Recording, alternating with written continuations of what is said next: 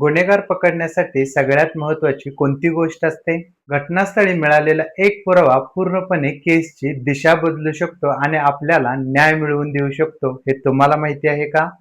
नमस्कार, मी आशिष दीपक देसाई, फाउंडर आणि director of दृष्टी फॉरेन्सिक लॅब आणि आपल्या सिरीजमध्ये तुमच्या सर्वांचे स्वागत करतो. आपल्या सिरीजचं नाव आहे फॉरेन्सिक सायन्स अवेअरनेस आणि हा आहे एपिसोड नंबर 21 आणि आजचा आपला विषय आहे तो म्हणजे क्राईम सीन वरील पुरावे कसे उचलले जातात, त्याची प्रोसिजर कशी असते. गुन्हा घडल्यानंतर सगळ्यात पहिला आपण जे एव्हिडन्स उचलतो ते म्हणजे क्राईम सीन वरील सगळ्यात महत्त्वाचा विषय असेल तो म्हणजे क्राईम सीन सिक्युअर करणे. त्यानंतर फॉरेन्सिक एक्सपर्ट त्या क्राईम सीनचे स्केच तयार करतात, फोटोग्राफी करतात, व्हिडिओग्राफी करतात आणि एव्हिडन्सला नंबरिंग द्यायला चालू करतात.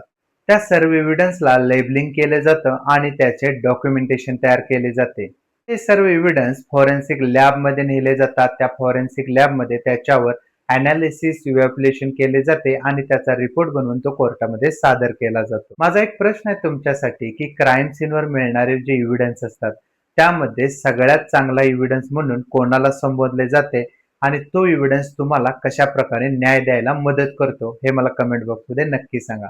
आणि अशाच भन्नाट फॉरेन्सिकच्या माहितीसाठी आमच्या चॅनलला फॉलो करा. धन्यवाद.